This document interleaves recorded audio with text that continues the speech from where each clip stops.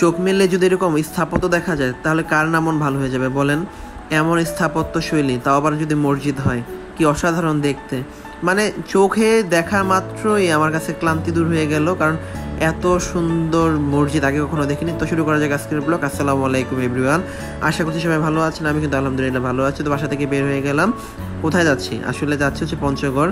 তো আমার সাথে যাচ্ছেন বিপ্লব ভাই। বিপ্লব ভাই আমাকে গাইড করবেন, কারণ আমি যেহেতু লং জার্নি কখনো একা একা করি নাই। তো আমরা কুমিল্লা থেকে চলে গেলাম এয়ারপোর্ট। তো এয়ারপোর্ট নেমে তুরাগ বাস দিয়ে আমরা দুইজনে নেমে গেলাম। তো তুরাগ বাস থেকে নামার পরই আমরা অনেক আগে চলে গিয়েছিলাম, কারণ আমাদের 11:30টায় আমাদের ট্রেন ছিল। তো বিপ্লব ভাই তো অনেক বেশি কনসার্ন, তো উনি ভাবলো যে আগে আগে চলে যাওয়া ভালো। তো 9:30টার মধ্যে আমরা এয়ারপোর্ট পৌঁছে যাই। তো বাকি 2 ঘন্টা আসলে কী করবো। তো বিপ্লব ভাইকে বলতেছিলাম, চলেন, জীবনে তো কোনো দিন প্লেনে উঠি নাই, আসেন আজকে একটু দেখে আসি বিমানবন্দরটা কেমন লাগে। তো রাতের বেলা বিমানবন্দরটা অনেক সুন্দর ছিল, স্পেশালি যখন ভিতরে এন্ট্রি নিচ্ছিলাম অনেক ভালো লাগতেছিল। আর কিছু পরিবেশ পরিস্থিতি আবার খারাপও লাগছিল, কারণ অনেকেই বিদায় নিচ্ছে পরিবারের কাছ থেকে, এই জিনিসগুলো দেখতেছিলাম। আসলে বিমানবন্দরে গেলে অনেক রকম কিছুই দেখা যায়, যেটা আসলে অনেক বেশি কষ্ট দেয়।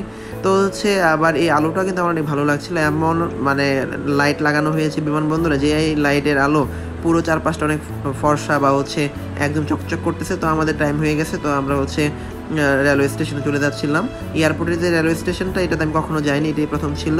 তো আমি আর বিপ্লব ভাই চলে যাচ্ছিলাম হাঁটতে হাঁটতে, কিন্তু ভিতরে ঢোকার মাত্রই আমার মনটা খারাপ হয়ে গেল, কারণ অনেক বেশি ক্রাউডেড আর অনেক বেশি আনহাইজেনিক মনে হচ্ছিল। তো যাই হোক, এখানে আমরা পঞ্চগড় এক্সপ্রেস দিয়ে যাব। তো আমাদের ট্রেন আসার কথা। তো আমরা ট্রেনে টিকিট কেটেছিলাম অনলাইনে। তো অনলাইনে টিকিট আই থিঙ্ক 650 করে নিয়েছিল। তো যাই হোক, আমাদের যে ট্রেনে যাব তার আগে আরেকটা ট্রেন এসেছিল। তো এত মানুষ দেখে আমি ভয় পেয়ে গেছিলাম। আসলে এত মানুষ কোথায় বসতেছে, মাটিতে ফ্লোরে যেখানে জায়গা পাচ্ছে সেখানে বসে বসে তার ট্রেনের জন্য ওয়েট করতেছে। আসলে আমি কখনো এভাবে বসতে পারবো না, তাই আমি হাঁটতেছিলাম, কি আর করা। তো ফাইনালি আমাদের ট্রেন চলে আসছে। তো বিপ্লব ভাই বলতেছিল যে ট্রেন যেহেতু চলে আসছে, তো আমাদের কিন্তু দৌড়ায় ট্রেনে উঠতে হবে। তাই আমি বলছি, দৌড়ায় কেন উঠতে হবে? কারণ বলতেছে যে আমাদের ট্রেনের বগি অনেক পিছনে, তো যে কোনো মুহূর্তে যদি আমরা ট্রেনের সিট না পাই তাহলে তো ট্রেন ছেড়ে দিবে। তো বিপ্লব ভাই আমাকে খুব বেশি প্যারা দিতেছিল। তো আমি ভিডিও এর মাঝখানে করতেছিলাম, যেহেতু ব্লগ করতেই হবে। তো যাই হোক, আপনাদের সাথে শেয়ার করবো বিদায় ব্লগ করা। তো ট্রেন অলরেডি চলে আসছে। তো আমরা কম্পার্টমেন্টের ভিতরে চলে গেছি। তো আমি সিট খুঁজতেছিলাম, তো ফাইনালি সিটে বসে পড়ছি। তো বিপ্লব ভাই বলতেছিল যে তুমি কোথায় বসবা? তো আমি বললাম যে আমি জানালার সাইডে বসবো, কারণ আমি জানালার সাইডে বসলে আমি চারপাশে দেখতে পারবো।